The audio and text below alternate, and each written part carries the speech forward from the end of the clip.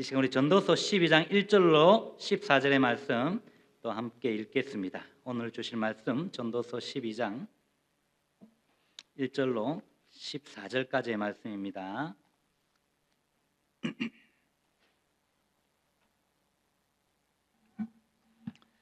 찾으신 줄 알고 한 절씩 또 교독할게요. 1절 너는 청년의 때에 너의 창조주를 기억하라. 곧 공고한 날이 이르기 전에 나는 아무 낙이 없다고 할 해들이 가깝기 전에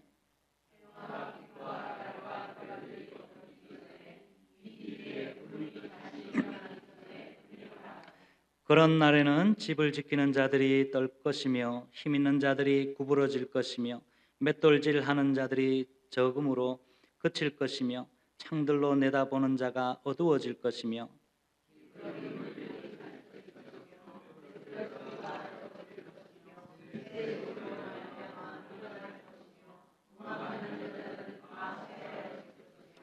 또한 그런 자들은 높은 곳을 두려워할 것이며 길에서 놀랄 것이며 살구나무가 꽃이 필 것이며 메뚜기도 짐이 될 것이며 정욕이 그치리니 이는 사람이 자기의 영원한 집으로 돌아가고 조문객들이 거리로 왕래하게 됨이니라. 은줄이 풀리고 금 그릇이 깨지고 항아리가 샘 곁에서 깨지고 바퀴가 우물 위에서 깨지고 흙은 여전히 땅으로 돌아가고 영은 그것을 주신 하나님께로 돌아가기 전에 기억하라. 전도자가 이르되 헛되고 헛되도다 모든 것이 헛되도다. 전도자는 지혜자이어서 여전히 백성에게 지식을 가르쳤고 또 깊이 생각하고 연구하여 잠언을 많이 지었으며 전도자는 힘써 아름다운 말들을 구하였나니 진리의 말씀들을 정직하게 기록하였느니라. 제자들의 말씀들은 찌르는 채찍들 같고 회중의 스승들의 말씀들은 잘 박힌 목 같으니 다 한 목자가 주신 바니라. 내 아들아 또 이것들로부터 경계를 받으라. 많은 책들을 짓는 것은 끝이 없고 많이 공부하는 것은 몸을 피곤하게 하느니라. 일의 결국을 다 들었으니 하나님을 경외하고 그의 명령들을 지킬지어다. 이것이 모든 사람의 본분이라. 다 함께요. 하나님은 모든 행위와 모든 은밀한 일을 선악간에 심판하시니라. 아멘. 사랑하는 성도 여러분, 벌써 2025년도가 엊그제 시작한 것 같은데 끝나버렸어요.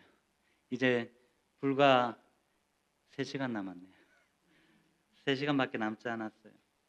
어떻게 보면 세월이 유수 같다라는 것을 느끼는 가장 많이 느끼는 때가 지금일 거예요. 그렇죠?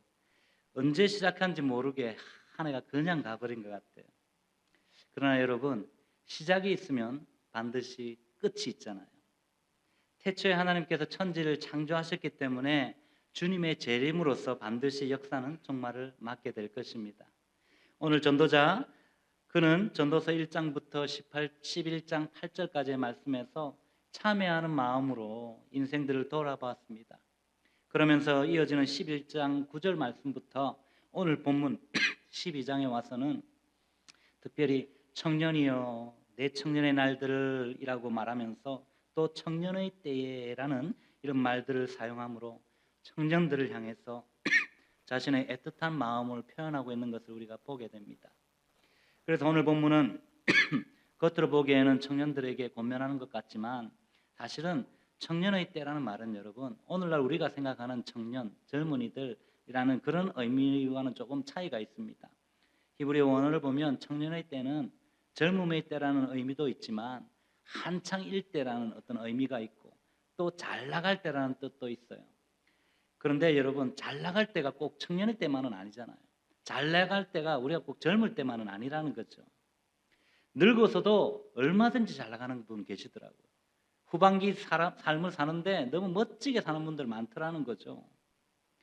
그래서 청년의 때만 잘 나가는 것이 아니라는 거죠. 따라서 아직 코에 호흡이 있는, 즉 아직까지 돌이킬 기회가 있는 모든 사람들에게, 그 모든 인생들에게 주시는 말씀이라는 것을 잊지 마시기 바랍니다. 사실 혈기왕성한 청년의 때에는 젊음이 영원할 것 같잖아요. 그래서 이 20대가 아니면 30대가 정말 오래 가는 것 같아요. 그리고 예전에 보면 좀 초등학교 때부터 중학교 때 이렇게 가면서는 빨리 크고 싶다 아이들이 그런 거 많이 보시잖아요. 빨리 크고 싶다. 그런데 한 4, 50대 넘어가면서 조금 천천히 갔으면 좋겠는데 한 60대 넘어가면 안 갔으면 좋겠는데 그냥 세월이 확확 가버리잖아요. 예. 생각지도 못한 날이 이른다는 거죠. 그러므로 오늘 이 밤에 주신 오늘 본문의 말씀을 통해서 우리가 아직 기회가 있는 우리 인생들에게 있어서 가장 중요하게 여기며 살아야 될 그 어떤 가치와 인생의 본분을 깨닫고 그래서 그 본분을 깨달음으로 바른 길로 행하는 지혜가 무엇인지를 함께 생각해 보기를 원합니다. 먼저 가장 귀중한 인생의 본분은 여러분 하나님을 기억하고 섬기는 것이다 라고 말씀하세요. 바로 앞 11장 9절에서 청년의 때를 기억하라 그러면서 즐거워하라 기뻐하라 즐거워하라 라고 이 전도자는 말합니다. 그렇게 말한 전도자가 이제 오늘 본문 1절에서 이렇게 말해요. 내 창조주를 기억하라 하면서 명령하는 것을 보게 됩니다. 명령문을 쓰고 있어요. 다시 말하면 청년의 때는 즐거워해야 할 때이고 창조주를 기억할 때라는 거예요. 곧 창조주를 기억하는 것이 기쁨이고 즐거움이다 라고 말씀하는 것이라는 것입니다. 그 전에 하나님 안에서 너희가 먼저 즐거워하라는 거죠. 이제 이 청년의 때도 곧 끝날 거니까 너희가 그 전에 즐거워해라. 어디서요? 하나님 안에서. 이 젊음의 때 너희가 기력이 있을 때 너희가 걸을 수 있을 때 하나님 안에서 즐거움을 느끼고 살라는 겁니다. 그래서 오늘 전도자는 본문 2절로 7절까지의 말씀에서 심판자가 되시는 창조주를 이 젊은 날에 기억해야 할 필요성을 촉구하기 위해서 모든 인생이 맞이할 필연적인 노쇠와 사망과 그 모든 과정들을 상세히 열거하고 있는 것입니다. 즉 다시 말하면 아직 젊었을 때에 너희가 아직 총명할 때에 아직 너희에게 기운이 있을 때에 아직 너희 눈이 잘 보일 때에 너희가 아직 잘 씹어 먹을 수 있을 때에 그리고 너희의 목소리가 아직 쌩쌩할 때에 아직 너희가 두 발로 걸을 수 있을 때에 너희의 창조주 하나님을 기억하라라고 전도자는 권고하고 있다는 것입니다. 그렇습니다, 여러분. 너의 창조주를 기억하라라는 이 권고는 전도자가 깊은 고뇌와 탄식 그리고 갈등과 번민 끝에 내놓은 결론이라는 것입니다. 전도자는 인생 가운데 힘과 소망의 어떤 그런 힘과 소망의 가장 부푼 이 황금기인 그런 어떤 낙을 누리면서 사랑하는 것도 너희가 좋지만 그때에 너희는 반드시 하나님을 기억하고 경외하는 삶의 자세를 잃지 말아야 한다라고 말씀하는 것입니다. 다시 말씀드리면 전도자는 지금 피조물의 가치는 창조주와의 관계 안에서 다 나타나기 때문에 청년의 때 너희가 힘이 있을 때 창조주 하나님을 기억하여 잘 섬기라라고 공고하고 있는 것입니다. 그렇습니다, 여러분. 우리 인생에게 주어진 시간은 분명히 한계가 있어요. 늙고 병들어서 죽음을 맞이하기 전에 시간을 낭비하지 말고 이제 하나님을 섬기라는 거예요. 사랑하는 성도 여러분, 어떤 일이든 늙고 병들어서 행하는 것보다 젊을 때 행하는 것이 더 좋지 않습니까? 우리가 먹는 것도 젊어야 잘 먹잖아요. 또 입는 것도 젊어야 예쁘게 잘 입잖아요. 나이 들어서 또 너무 야하게 입으면 주책이다 그러잖아요. 그죠? 너무 야하게 머리 스타일 타고 다니면 주책이라 그러잖아요. 그러니까 젊어야 좋은 거예요, 여러분. 보는 것도 마찬가지고. 사실 늙고 병들면 하고 싶어도 못하는 거예요, 여러분. 그렇지 않습니까? 마찬가지로 하나님을 섬기는 일도 젊어서 하라는 거죠. 힘 있을 때 하라는 거예요. 지금 걸을 다닐 수 있을 때 하나님을 섬기는 일을 하라는 거죠. 젊은 날부터 창조주 하나님 여호와를 기억하고 섬기면 일생 동안 이 하나님과 동행함으로 우리는 값지고 보람 있는 삶을 살 수 있다라고 성경은 말한다는 거예요. 그러므로 오늘 전도자가 세상의 모든 것이 헛되고 헛되지만 이렇게 탄식하고 있었지만 오직 창조주 하나님을 섬기는 것은 하나도 헛되지 않다라고 말하면서 의미 있다라고 말해요. 그것은 보람 있는 인생을 살 수 있는 유일한 방법이다라고 말씀하는 것입니다. 여러분, 우리 개혁교회의 신앙 고백을 문답식으로 정리한 웨스트민스터 대요리 문답 제1문 1답에 보면 사람의 제일 되는 목적은 이라고 이야기하면서 하나님을 영화롭게 하는 것이 하나님의 제일 되는 목적이라고 그래요. 하나님을 영화롭게 하는 것뿐만 아니라 그 다음에 플러스로 뭐라고 이야기하냐면 하나님을 영원토록 즐거워하는 것이다 라고 이야기해요.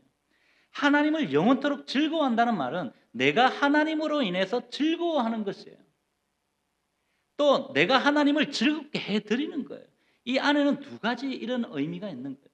그러니까 내가 하나님만 즐겁게 해드리기 위해서 내가 예배만 열심히 하면서 내 진액이 다 빠지는 것이 하나님 기뻐하지 않는 거예요. 하나님은 예배를 통해서 하나님을 기쁘게 해드리는 우리를 기뻐하시지만 저와 여러분들이 진액 다 빠지는 것보다는 이것을 회복해서 다시 하나님을 즐거워할 수 있는, 예배에 나오는 것이 즐거워질 수 있는,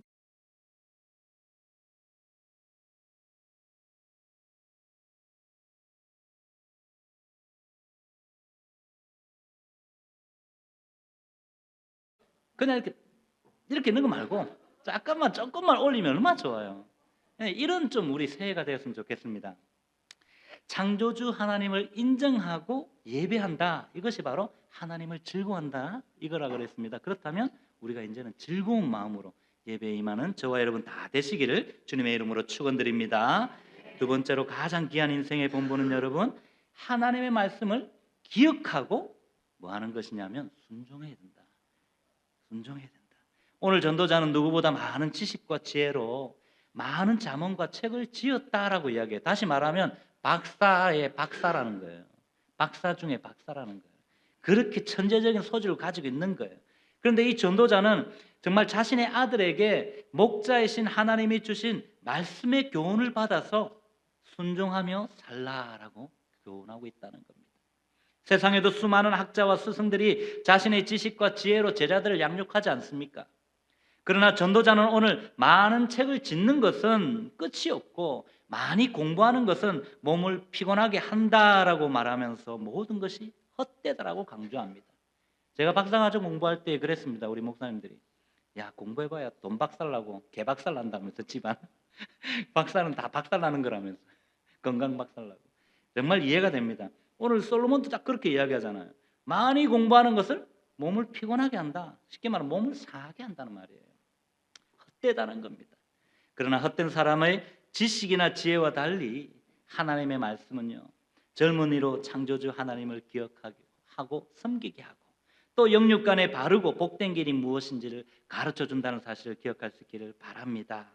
그래서 오늘 본문 11절 말씀을 보시면 지혜자들의 말씀들은 찌르는 책지들을 갖고 회중의 스승들의 말씀들은 잘 박힌 목 같으니 다 한 목자의 주신 바니라 라고 말씀해요. 여기서 특별히 전도자 솔로몬은 하나님의 말씀이 우리의 삶에서 어떤 역할을 하는지를 두 가지로 제시하고 있죠. 다시 말하면 찌르는 채찍과 잘 박힌 못, 이 두 가지로 비유적인 표현을 사용해서 말씀이 주는 효용성을 생생하게 우리에게 나타내주고 있다는 것입니다. 먼저 찌르는 채찍이란 이 말은 여러분 목자들 있잖아요. 목동들이 가축들을 칠 때에 사용하는 어떤 채찍이나 막대기를 말합니다. 가축의 입장에서는 어떻게 보면 이 채찍, 막대기 싫은 거겠죠. 정말 저거 또 들고 또 쫓아오네 이러면서 막 도망가지 않겠습니까? 만약에 내가 동물이라면. 그런데 마치 자기를 괴롭히고 함부로 다루는 것처럼 그 짐승들의 입장에서는 보여줄 수 있다는 거예요. 그러나 실상 이것은 목자에게 있어서 목자를 멀리 떠나거나 무리해서 이탈하게 될 경우 위험하기 때문에 낭떠러지에 떨어질 위험이 있고 또 맹수의 습격을 받을 위협이 있기 때문에 그것을 미연에 차단하기 위해서 막대기와 채찍으로 그들에게 가한다는 것입니다. 더 적극적으로는 풍성한 먹이가 있는 곳으로 인도해 가기 위한 것이란 것입니다. 따라서 그것은 그야말로 그 가축들에게 있어서 생명을 보존하는 것이고 또 풍성한 생명의 자리로 인도하는 것이라는 것을 기억할 수 있기를 바랍니다. 아울러 잘 박힌 못은 여러분 유목민들이 임시로 거주하는 이동 천막을 칠 때에 바람에 날리지 않도록 못을 박아요. 고정시키는 거예요. 굳건하게. 이럴 때 사용하는 도구예요. 다시 말씀드리면 하나님의 말씀 자체가 흔들림 없이 확실하다는 의미와 더불어서 그 말씀이 요동하는 세태 가운데에서 사람을 지키고 보존해서 그 삶을 견고하고 또 확고하게 세운다는 의미로 표현된 것입니다. 이러한 전도자의 하나님의 말씀에 대한 설명은요, 그 당시에만이 아니라 지금도 결코 오류가 없는 진리입니다. 사실 믿음에 성숙하지 않은 사람들은, 신앙의 깊이가 깊지 못한 사람들은 대개 하나님의 말씀을 좀 딱딱하다, 어떻게 무미건조하다 이렇게 생각하지 않습니까? 그리고 내 삶을 얽맨다, 그리고 또 제어한다, 마음대로 하지 못하게 목사님 저런 이야기 한다면서 이렇게 이해하지 않습니까? 사실 그런 면도 없지 않아 있어요. 성경은 하나님의 백성으로 살아가도록 자꾸 채찍질하기 때문에. 그러나 중요한 것은 여러분, 구약 성경에서 이 기억한다라는 것은요, 어떤 사실을 되새긴다라는 것입니다. 그리고 어떤 사실을 되새기는데 그것만 또 말하는 것이 아니에요. 플러스가 항상 있어요. 뭐 어떻게 가냐? 되새길 뿐만 아니라 행동으로 이어져야 한다는 거예요. 그러니까 행동으로 이어져서 하나님께 순종한다는 겁니다. 그분의 주권을 인정한다는 거예요. 따라서 하나님께서는 그 백성들을 향해서 타협이나 이 불순종의 자세들을 절대 용납하지 않으시고 이제 당신의 말씀에 전폭적으로 순종할 것을 요구하시는 것입니다. 그러나 여러분, 하나님의 말씀에 의해서 이렇게 우리가 가르침을 받지 않고 그릇된 가치들을 따르며 자기의 생각을 고집하고 또 자신이 하고 싶은 것을 마음대로 한다고 한번 생각해 보십시오. 그의 삶이 어떻겠습니까? 그것은 과연 정말 자유한 것이다 라고 우리가 생각할 수 있을까요? 그리고 그 사람의 삶이 편안한 것이다 라고 생각할 수 있습니까? 세상에 지금 나가보면요, 술 먹고 마약하고 하는 사람들 자기가 자유하는 거잖아요, 자기 스스로는. 근데 우리가 볼 때는 그 사람들이 자유로가 보이지가 않잖아요. 마약에 얽매여 있는 거잖아요. 술에 얽매여 있는 거잖아요. 세상에 찌들어서 얽매여 사는 것입니다, 여러분. 그 삶은 방종으로 인해서 타락하게 되는 것이고 부패에 이른다는 것입니다. 그래서 죄로 인해서 평안과 거리가 먼, 어떻게 보면 불안과 공포 속에 심판에 대한 두려움으로 살아간다는 것입니다. 온전한 길을 잃고 불안전하고 허무하고 또 허탄한 생각에 사로잡혀서 아무것도 하지 못하는 비참한 처지에 이르고 만다는 것입니다. 그러므로 사랑하는 성도 여러분, 하나님의 말씀을 가까이 하십시다. 그 말씀으로 교훈받는 것을 결코 거부하지 말자는 것입니다. 오히려 더 적극적으로 말씀의 가르침을 따라서 살아보십시다. 그 말씀 안에서 인생의 기초를 한번 다져보시고 새해에는 그 기초에 근거해서 저와 여러분들의 삶을 세워가는 복된 은혜가 있기를 주님의 이름으로 축원드립니다. 그래서 그렇게 우리가 살아갈 때에 여러분들의 삶은 하나님의 온전한 인도와 보호 아래서 굳건하게 세워질 것입니다. 또 어떤 위협과 위기 가운데 고난의 순간에서도 능히 이길 수 있을 것이고, 시련의 풍파, 혼돈의 비바람이 몰아친 데에도 잘 박힌 목과 같은 말씀이 여러분의 삶을 든든하고 아름답게 견실하게 세워갈 줄 믿습니다. 그러므로 그 말씀들이 비록 찌르는 채찍 같고 때로는 잘 박힌 목과 같다는 전도자의 말은 디모데후서 3장 16절로 17절까지의 말씀에서 우리에게 가르쳐 주듯이 하나님의 말씀이 때로는 우리의 잘못을 책망하고 또 의로 교육하고 어리석은 사람들을 생명과 진리와 어떤 구원의 길로 인도함을 의미하는 것임을 기억하시고, 이제는 우리가 우리의 자녀들이나 우리의 손주들을 이렇게 양육할 때에 세상의 어떤 지식보다는 하나님의 말씀 교육을 잘 이렇게 하시면서 우선시함으로 그들을 진리의 길로 인도하는 복된 스승이요 부모님들이 다 되시기를 주님의 이름으로 다시 한번 더 축원드립니다. 마지막으로 우리 가장 귀중한 인생의 본분은 여러분, 하나님의 심판의 때를 기억하여서 행하는 것이다 라고 말씀하세요. 우리 지난주에도 이미 살펴본 내용이지만 잠시 살펴보면 오늘 전도자는요, 오늘 본문 13절에서 하나님을 경외하고 그 명령을 지키는 것이 모든 사람의 본분이므로 그 본분을 잘 지키라고 명령합니다. 그리고 이어지는 14절에서 하나님이 사람의 모든 행위와 은밀한 일을 선악간에 심판하실 것이라고 이것을 강조하며 언제나 하나님의 심판대 앞에 있다는 그런 마음으로 경건하게 행할 것을 명령하고 있는 것입니다. 그렇습니다. 한 번 죽는 것은 사람에게 정하신 것이라 그랬습니다. 그 후에는 반드시 심판이 있음을 지난주에 우리는 기억해야 한다고 말씀드렸고, 기억하면서 우리는 행동으로 옮기면서 바르게 살라고 노력해야 한다고 그랬습니다. 바르게 산다. 세상적인 바름이 아니라 그랬습니다. 하나님의 말씀에 비추어서 우리는 바르게 살아가야 하는 것입니다. 사실 생애 마지막에는 여러분 무슨 일이 예비되어 있는지 아는 것은 아무도 없습니다. 아무것도 없어요.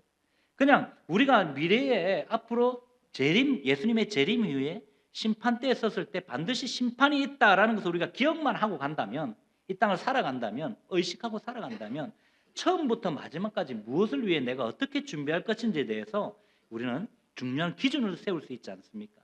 그래서 우리는 마지막 생의 마지막을 항상 생각하고 심판대 앞에 설 것을 기억하면서 준비하는 삶을 살아야 한다는 것입니다. 그러므로 성도는 하나님의 말씀을 통해서 인생의 마지막에 하나님의 심판이 있고 또 구원을 받는 자는 영생을 누릴 것을 알고 있는 자들이지 않습니까? 그런데 이러한 말씀을 관념적으로 아는 것이 아니라 이제는 현실의 삶에 결정적인 영향을 미치는 어떤 중요한 기준으로 삼는 지혜를 갖고 살아가시기를 바랍니다.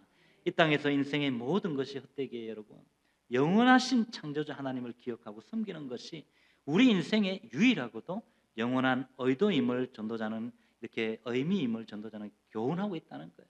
따라서 성도는 창조주요 구원주이시며 심판주이신 이 하나님을 온전히 섬김으로 영생의 소망을 향해서 새해에는 한 걸음씩 나아가라라고 말씀하는 줄 믿습니다. 그러므로 여러분 기억하십시다. 태어날 때가 있으면 반드시 죽을 때가 있어요. 인생이 끝나면 반드시 심판대 앞에서 평가받는 날도 있다는 것을 기억하십시다. 그러므로 이 밤 이 예배의 자리에서 우리는 한 해를 돌이켜 보시면서 자신과 자신의 삶을 냉철하게 한번 평가해 보시고 새해를 맞이할 수 있기를 바랍니다. 회개할 것은 정말 철저하게 회개하시고 감사할 것은 하나님 앞에 감사하면서 자신을 정돈하는 이 밤이 될 수 있기를 바랍니다.